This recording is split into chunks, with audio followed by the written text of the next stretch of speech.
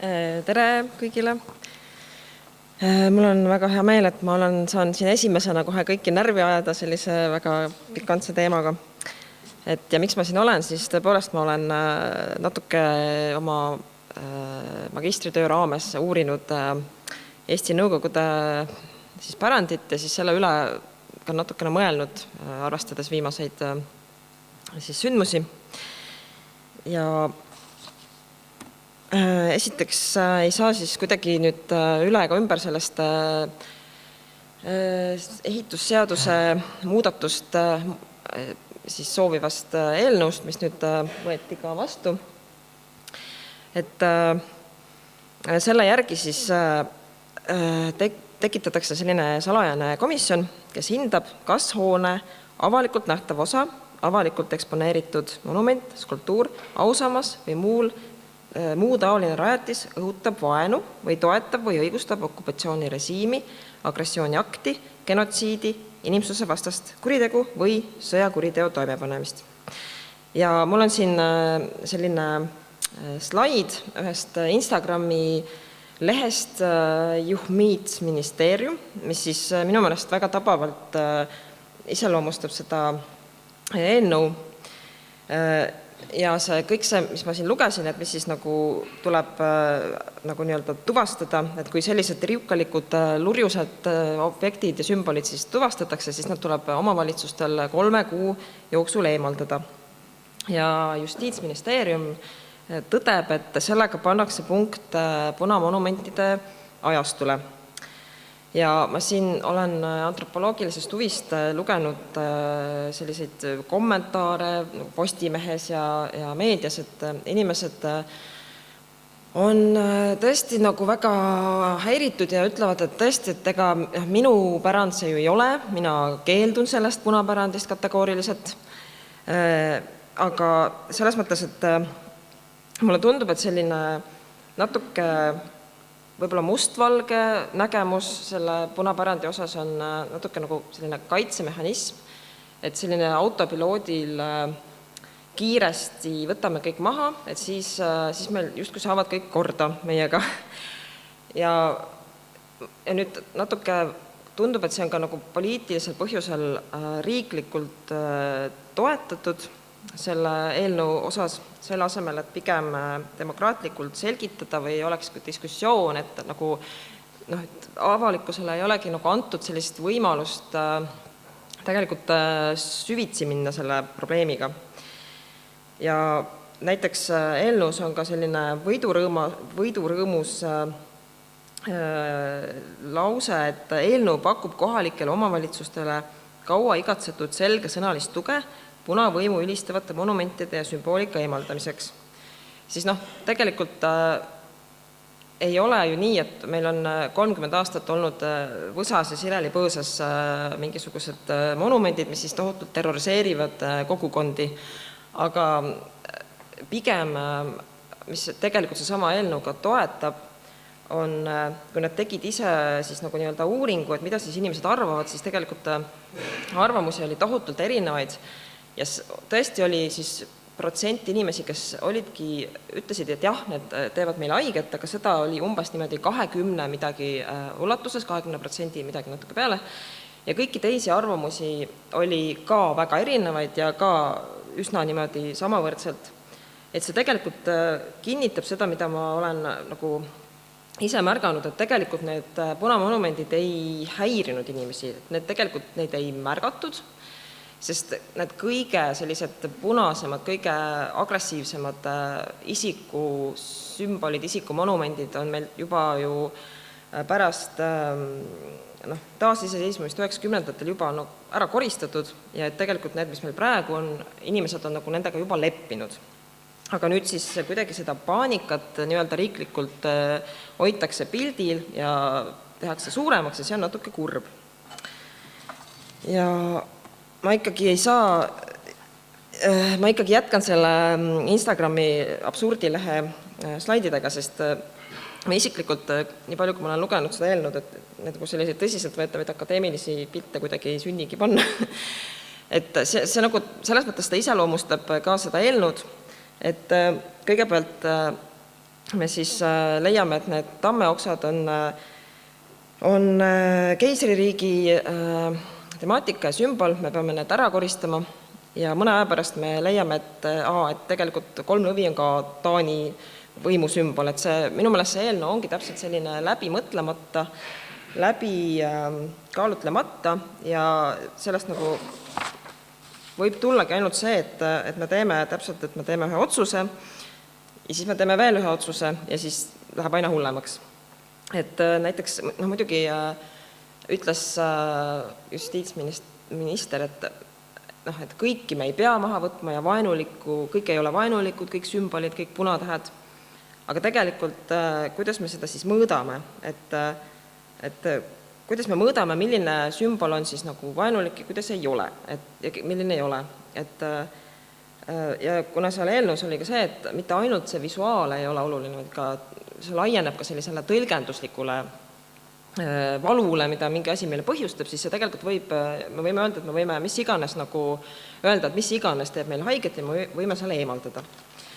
Et selles mõttes, ja üks asi ka, mis on huvitav, see julgeoleku probleem, et kuidas saab üks hoone või üks punatäht meile nagu julgeoleku risk olla. Et ma saan aru, et pronkssõdur, jah, et seal on omad sellised kokkupõrked tekivad, aga kui sul on viilu all viisnurk, siis kuigi, kui ma vaatan, et Isamaa sõja veteranid tunduvad olevat nagu igavased ja väga ikka veel käivad ju meil ringi, aga et ma ei usu, et nemadki viilu alla nelke viivad, et selles mõttes ei ole nagu väga nagu ja see võib-olla viibki selleni, et me võime mingi aeg hakata lihtsalt seda võidakse ära hakata kasutama, et minu jaoks üks väga elav näide juba oli suvel, kui siis Auvere elektrijaam Ida-Virumaal selle tänapäeva omanikud siis otsustasid, et võtavad selle, ma arvan, et 80ndate algusest metallkompositsiooni maha, sest see meenutavad punatähte. Aga tegelikult nii palju, kui ma olen uurinud seda Nõukogude monumentaalkunsti ja monumentaaldekoratiivkunsti, siis see, mis nagu 60ndatel alguse sai ja mis oli nagu konkreetselt majade küljes, need tegelikult meil ei olnud ideoloogilised. Ja ma olen üsna kindel, et see on täpselt see, mis ta ongi elektrisäde, mitte punatäht. Ja juhuslikult oli Auvere siis elektrijaama omanikel ka kohe pärast mahavõtmist selline uus renoveerimisplaan kohe ette näidata, ehk siis vägisi viib mõtted sinna, et kas selliseid ettekäändel millegi eemaldamist, et kuhu see kõik võib nagu viia.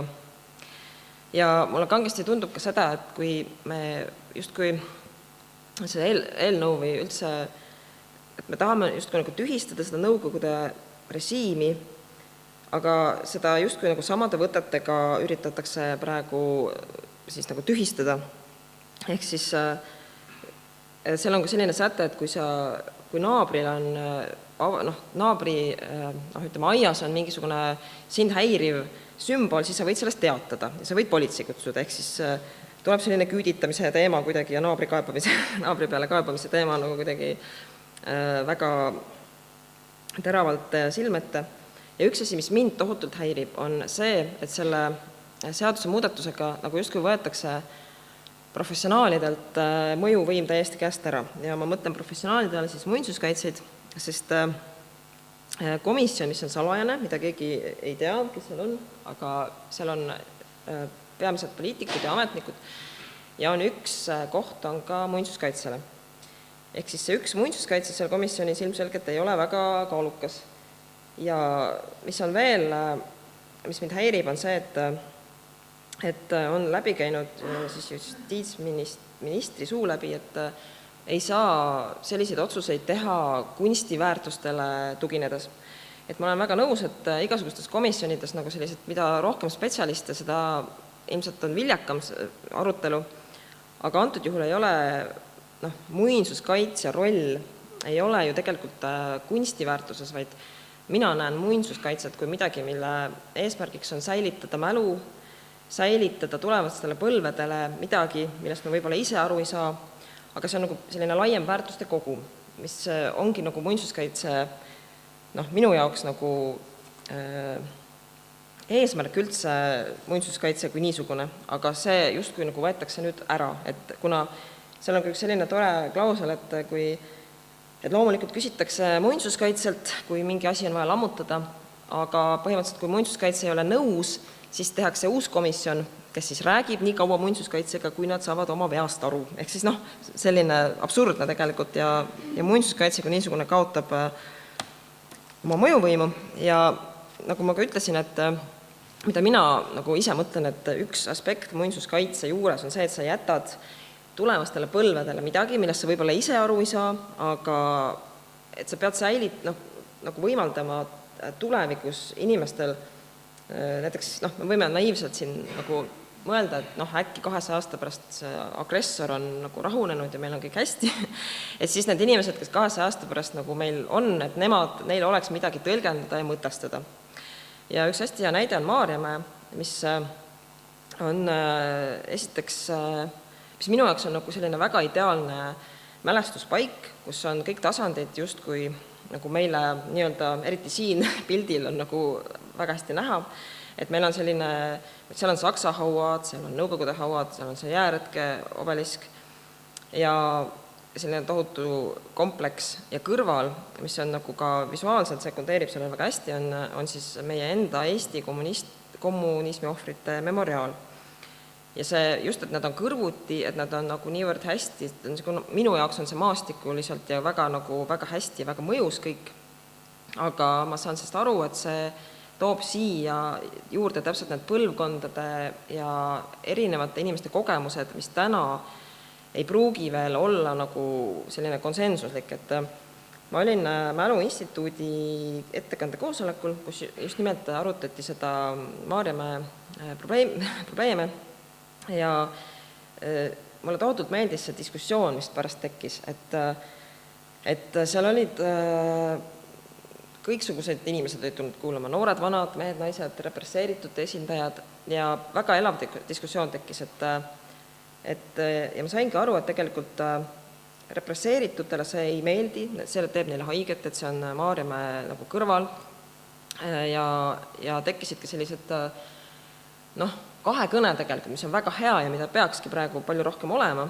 et esiteks öeldi, et see on nagu selline kunstnike egotripp, et siin ei saa ju mälestada tegelikult inimesi ja teised ütlesid jälle, et saab ikka küll ja see oli väga huvitav ja samas ma mõistsin, et see Maarjamäe kui mälestusväli ongi tegelikult, ei ole ilmtingimata meile, aga see on vajalik ja see on väga kõnekas koht. Ja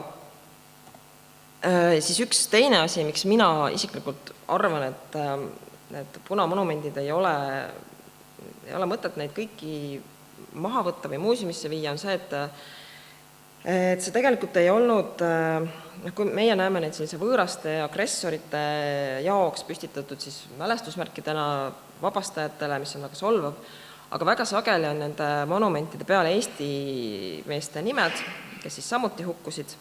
Ja tegelikult ei olnud ju nii, et meie siin vaatasime pealt, kuidas kaks poolt omavahel sõdivad, et nagu kaugeltki mitte, et mitte ainult mobiliseeritud, vaid ka tsiviilisikud ju tohutult kannatasid ja see tohutu selline rebestus meie ajaloo teljel. Ja tegelikult see ei ole, kui me need nagu justkui ära võtame, või kas või muuseumisse paneme, siis ma ise olen küll muuseumi töötaja, võib-olla ei oleks tore niimoodi öelda, aga kui ma vaatan näiteks kas või mingi dünastia vaase reas, siis nad sageli mõjuvadki nagu vaasid reas, et see on paratamatus. Ja kui me paneme need monumendid muuseumisse, siis nad justkui ka ei mõju, aga need meie linnaruumis nad nagu räägivad natuke teisiti. Ja just, et kuna näiteks Euroopas tegelikult ei ole ju meil Euroopas ei ole seda aru saama, mis siis Ida-Euroopast õigupoolest toimus, sest sellest on väga vähe räägitud. Kuna Nõukogude Liit teadupärast ju võitis, siis ja see terror kestis ju veel kauem aastakümneid ja selles mõttes, et minu meelest ka meil on vaja nagu illustratiivset materjali, et näidata, et meie samamoodi kannatasime ja näidata ka Euroopale, et mis siin nagu toimus. Et minu jaoks ühe kurjuse selline narratiiv natuke häirib juba, et sellest võiks nagu juba ka näidata, et see ei olnud ainult nii, et kannatajaid on olnud mõlemal poolel väga palju. Ja et sellepärast mul nagu tundubki, et mis tuleb nagu välja natuke see rahvuslik võib-olla selline ebakindlus veel, et me ei suuda nagu mõelda, et me võiksime nagu niimoodi tühistada või selles mõttes kätte maksta niimoodi, et me ei korista neid ära, vaid et me räägimegi enda lugu läbi nende monumentide. Et pigem mulle endale tundub, et see on nagu palju, et see meile veel natuke liiga valulik, aga see oleks palju intelligentsem kättemaks, kui ma jätaks need siia ja räägiks kõigile seda meie lugu nii-öelda. Ja üks asi veel, mis mina olen mõelnud, et need monumendid või punapärand nagu natuke aitab kuidagi ennast positsioneerida sellises nõukogude virvaris. Et minult on küsitud, et miks sulle see nõukogude aeg nii hirmsasti meeldib, et milles nagu probleem on. Ja tegelikult ega ju ei meeldi, see ongi, ajab kiiveldama, aga miks ma seda siis nagu, miks ma süvenen sellesse või miks mind see huvitav on, siis ma olen ise mõelnud selle peale hästi palju viimati, et ma nagu mõtlen kogu aeg või ma nagu üritan mingit eestlast seal nagu võib-olla otsida või näha või mida siis eestlane tegi, mida me tegime siis ja millist asja me tegime. Ja mulle tundub, et see nagu, et oli siin selline loengusari nagu mõistes modernismi EKAs ja kus ma siis ka pidasin loengu ja siis oli üks välislektor Rumeeniast, kes siis näitas enda maa selliseid sotsialistlikke igasuguseid monumente ja mis olid tohutult ägedad, aga nad olid tohutult massiivsed ja pärast teda nagu minna rääkima meie sellest väikestest nigelatest, nirudest, punamonumentidest oli natukene siuke imelik.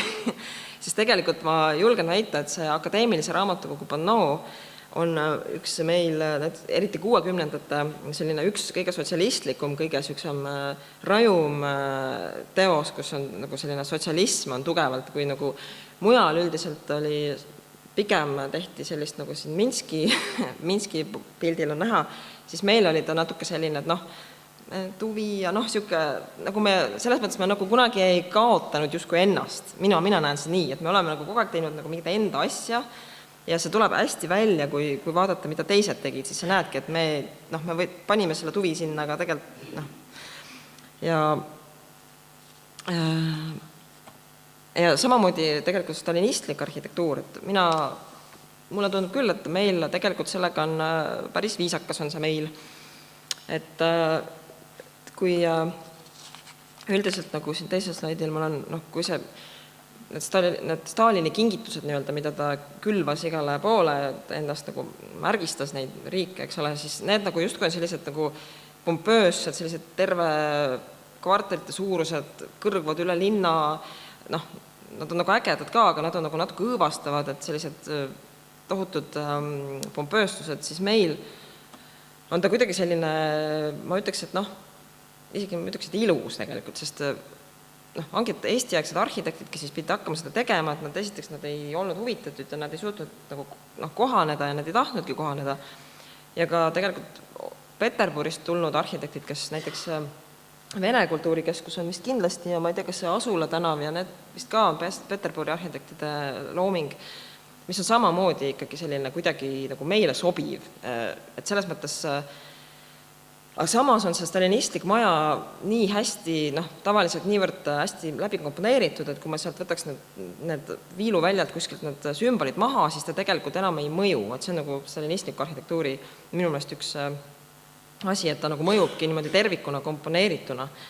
Ja ma näen, et meil ei ole nagu põhjus tegelikult nende majade kallale minna, sest neil ei ole mitte midagi viga. Nad ei ole nagu kuidagi agressiivsed. Ja teine, üks asi, miks meil on pärandit ka nagu vaja seda pärandit, on see, et meil ei ole olnud nagu sellist diskussiooni. Et meil ongi praegu kuidagi, pärast 90-ndaid võeti nagu ka maha ja need, mis jäid, need jäid ja me kuidagi läksime edasi ja me hakkasime justkui nagu minema läända ja kõik oli nagu nii ja aga me ei ole kunagi nagu tegelikult rääkinud sellest punapärandist, et siis praegu tuleb väga hästi välja, et me ei teagi tegelikult nendest väga midagi, et me ei tea, et ka Enn Roos oli inimene, kuigi ta tegi pronkssõduri ja kes on nende asjade taga, et see ei ole selline abstraktne nõukogude käsi, vaid nad olid nagu kunstnikud, kes tegid seda tööna ja mitte sellepärast, et nad tahtsid teha ja see oli nende meelsus, vaid see oli nende töö, siis ei saanud valida. Et selles mõttes just kui ma olin seal Mälu instituudis, siis see diskussioon mulle tohutult meeldis, sest praegu neid diskussioone on ju väga palju, aga need on ikkagi nagu selliste sarnaselt mõtlevate inimeste vahel selline diskussioon, mis on ka väga tore. Aga ma mõtlen, et kui viia need just nimelt nagu keskustest välja ja tekibki selline võib-olla teravam konflikt ka, et see on nagu väga vajalik, et need asjad nagu kuidagi saaks nagu lahti räägitud, et nagu demokraatlikult või kuidagi teistmoodi, mitte need nagu salajase komisjoniga justkui nagu maha võtta. Ja üks asi, mis minu meelest kindlasti, miks meil neid vaja on see, et nende mahavõtmine on kohutavalt kallis, täiesti mõttetult, absurdselt kallis. Ja näiteks selles eelnõus oli ka, et kui omavalitsused omavalitsused peaks siis oma kulu ja kirjadega need maha võtma, aga kui nad jäävad nagu raha ette, siis on riigipoolne rahastus. Ja hetkel on seal eelnõus nagu just kokku loetud, et Eestis on 250 objekti sellist kurja. Ma julgen väita, et Ida-Virumaal on ilmselt juba 250 objekti kokku kuskil põõsas. Seda ma ei ütle muidugi kõva häälega. Aga põhimõtteliselt ja prognoos on see, et siis 2,5 miljonit läheb kokku riigi raha, mis on praegustes nagu nii-öelda, kui meil on siin elektriga on nagu on ja toiduained, et siis tekib küsimus tõesti, et nagu miks. Ja üks Kivi Jüri, kellest mul on tohutult kahju. Kivi Jüri on siis ka, Kivi Jüri on tema siis selline rahvapärane nimi, aga tegelikult ta nimi on Hiiumaa kaitselahingute kangelastele 1941. Ja Kivi Jüri, tal ei ole nagu sellist karjuvat sümboolikat, kuigi Kiiver on ilmselt nõukogude annab ta välja, aga siiski Kivi Jüri oli kuidagi saanud hästi omaks hiidlastele. Et seal on nagu sellised traditsioonid, et keskkooliõpilased käisid lõpetamisel tema pead pesemas ja nagu me näeme, et rõõmsad lapsed on siin Kivi Jüri ees ja ta on nagu selline, ta on nagu nii kurb, et ta on nagu selline nagu ema rüpest välja tiritud sõdurpoiss, kes peab minema sõtta, et kuidas sa nagu saad teda vihata.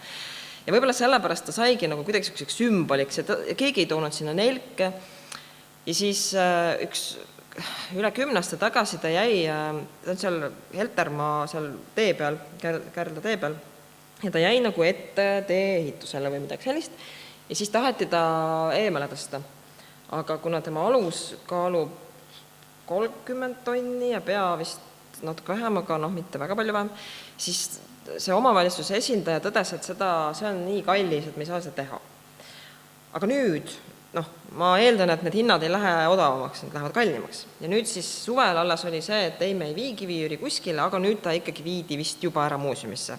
Et ma ei taha teada, mis see maksab.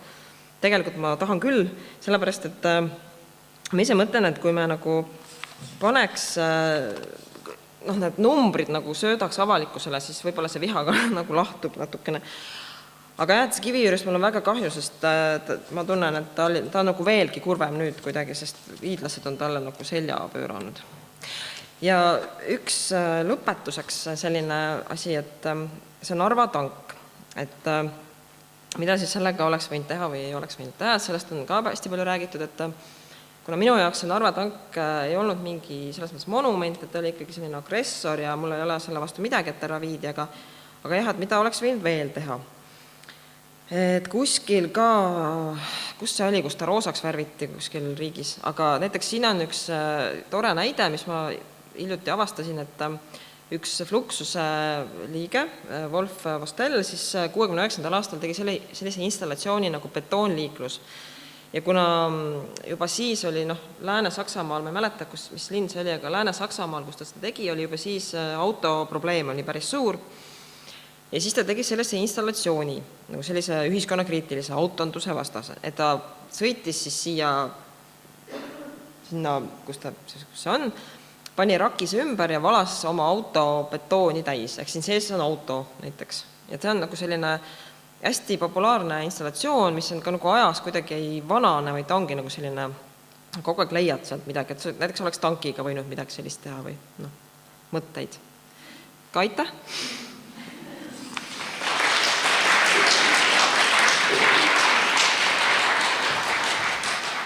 Meil on aega umbes minutit 5, et ainult aru pärida. Palun küsimusi. Tere! Tere! Mina olen Narvast pärit. Ja. Ma ei tea, kas hästi kuulda. Et selle tankiga seoses mind tohutult häirib see, et keegi ei räägi sellest, et oli viidud 6 monumenti ära ja kui tank oli hoolikalt pakkitud ja toodud muuseumisse, siis ülejäänud olid lihtsalt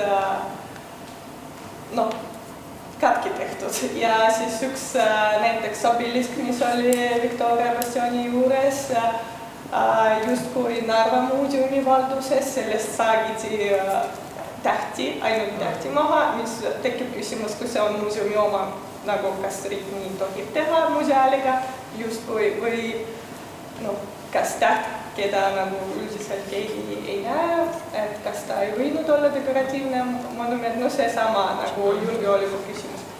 Ja samuti näiteks Lossipargis võeti maha obelisk, mis eelnevatel aastatel said Muinsuskaitseametist toetust restaureerimiseks.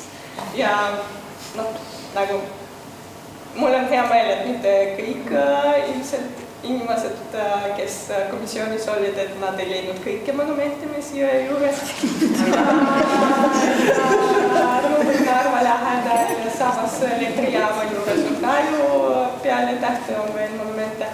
Aga ma mõtlen, et kui rääkida selle jätkusuutlikust, siis minu jaoks, kuigi mina olin üldse sõjavastane ja selles mõttes täielikult pooldan Ukrainast, seda ma ei tea, peab üldse kommenteerima. Aga ma olen sõjavastane nii palju, et isegi kui vabadusparaad toimub, siis tankid isegi siis häirivad, isegi siis, kui seal lapsed ronivad Narvas, lapsed NATO tankides ka ronisid, et neile väga meeldis. Aga see, et jõe juures on mitu kalmistut, mis kuuluvad mitu sündmustele, et Vana-Narva elanikud, siis Saksa sõdurid, siis vabadussõjas kannatanud inimesi ja siis Nõukogu, see Punaarmeest hukkunud teises maailmasõjas monumente, et see minu jaoks mulle just meeldis, et siin nagu see läheb Narvast, Narva Jõesusu, mis on väga populaarne tee, et paljud inimesed käivad seal iga päev mitu korda ja siis sa näed neid kõik järjest. See tank ka kuidagi isegi huvitavalt viimasel poole aastal mõeldunud, et sa nagu mäletad justkui Nõukogude Liidu nagu kaitsjana, aga praegu Venemaa, kes on justkui pärandanud seda Nõukogude Liidu, et ta võttis nagu enda peale, siis praegu on agressor, siis see tekkiski väga huvitavad mõtted ja seosed. Lihtsalt räägin. Ja tegelikult tahan veel öelda, et Narva linnavalitsus ja Narva elanikud olid väga selle pool, et seda ära viia, aga nad tahtsid teada, mis kuhu ja nad tahtsid seda otsustada, mis neile tegelikult ei antud teha.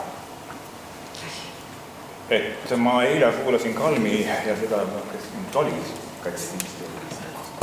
et mulle tuletab see situatsioon praegu meelde 80. alkoholi keelustamise teema läheb. Et kui ei ole alkoholi, siis ei ole alkoholismi, ei ole probleemi. Et jätkem ikkagi inimesele enesele otsustada, kas ta joob või ei joob. Kas ta tarbib punamonumente või ei tarbib? Täpselt kõik.